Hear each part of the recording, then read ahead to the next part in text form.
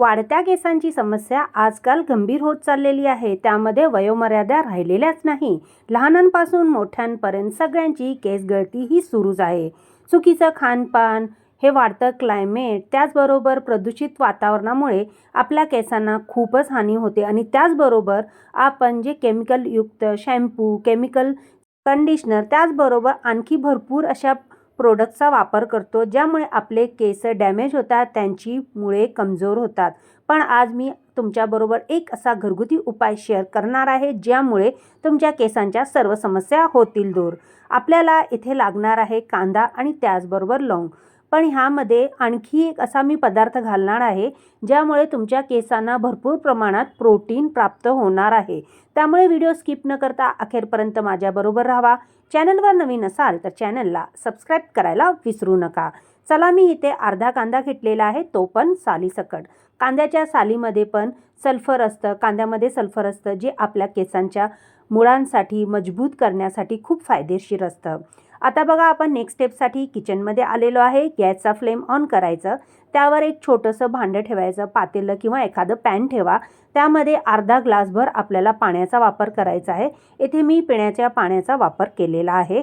तुम्हाला इथे कोणतंही खारं पाणी उपयोगात आणायचं नाही आहे। आणि आता इथे आपण अर्धा कट केलेला जो कांदा होता तो ह्या पाण्यामध्ये घालायचा आहे, त्याला शिजवत ठेवायचं आहे।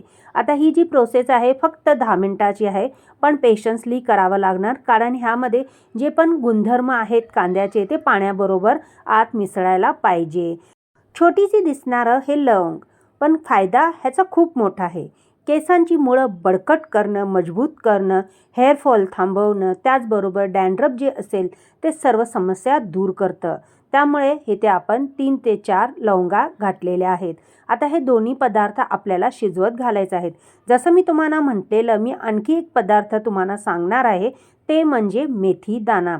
मेथी दाण्यामध्ये प्रोटीनचा हा प्रमाण जास्त असतं, त्यामुळे मेथी दाण्याचा जेव्हा आपण उपयोग केसांसाठी करतो, तेव्हा आपली केस मुळापासून मजबूत होतात।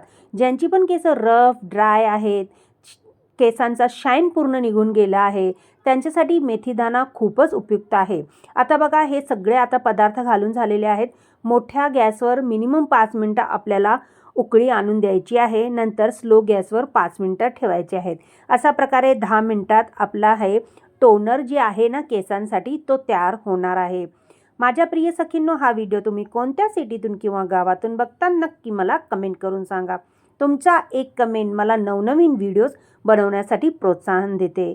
बघा, जेव्हापासून मी हे टोनर आपल्या केसांवर अप्लाय करायला सुरुवात केली आहे ना, तेव्हापासून मी मार्केटमधले कोणतेही प्रोडक्ट माझ्या केसांना अजिबात लावत नाही आहे, कारण ह्या टोनरनेच मला भरपूर फरक पडलेला आहे। माझी केस मजबूत झालेली आहेत। आता बघा, इथं गॅसचा फ्लेम बंद करायचा आणि हे पाणी नॉर्मल थंड होण्यासाठी ठेवायचं। पाणी थंड झाल्यानंतर एक छोटंसं तुम्ही वाटी घ्या किंवा एक जार घेऊ शकता। इथे मी काचेचा छोटीशी बरणी घेतलेली आहे। गाळण घ्यायचं आणि हे पाणी पूर्णपणे गाळून त्या आता छोट्याशा जारमध्ये आपल्याला घालायचं आहे। आता बघा, आपल्याला हे स्टोअर किती दिवस करायचं आहे, केव्हा लावायचं आहे, चला ते पण आपण चर्चा करूया। पण हे जेव्हा आपण पाणी वापरणार आहे, म्हणजे हा टोनर वापरणार आहे, त्यापूर्वी ह्यामध्ये आणखी एक आपल्याला वस्तू घालायची आहे, ज्यामुळे हा टोनर पॉवरफुल होईल आणि 100 पटीने आपली केस वाढवण्यासाठी आपली मदत करेल। इथे आहे पॅराशूट ऑइल, म्हणजे नारळाचा तेलाचा वापर करायचा आहे। हे तेल प्रत्येकाच्या घरी असतं, त्यामुळे इथे आपण ह्या तेलाचे 4 ते 5 थेंब लावायचे आहेत। फायनली हा टोनर तयार झालेला आहे। आता जो हा टोनर आहे, तुम्ही आता विचार करत असणार, आपण असा बरणीत ठेवला तर वापरायचा कसा? त्यासाठी तुम्ही इथे आणखी एक प्रोडक्टचा वापर करू शकता, ते मी तुम्हाला नक्की सांगते। त्यापूर्वी हे जे आपण टोनर तयार केलेलं आहे, ते तुम्ही 7 दिवस वापरू शकता, फ्रीजमध्ये ठेवू शकता। तशाच प्रकारे अशा प्रकारच्या स्प्रेमध्ये घालून तुम्ही वापर करू शकता। तुम्ही हे लावू शकता सकाळी किंवा संध्याकाळी तुमच्या सोयीनुसार, आणि हे लावल्यानंतर केस धुवायची काही गरज नाही। पण तुम्ही हे जेव्हा लावणार, तुमची केस एकदम शाईन करतील आणि तुमची केससुद्धा स्ट्रॉंग होणार। तुम्हाला हा व्हिडिओ कसा वाटला नक्की सांगा।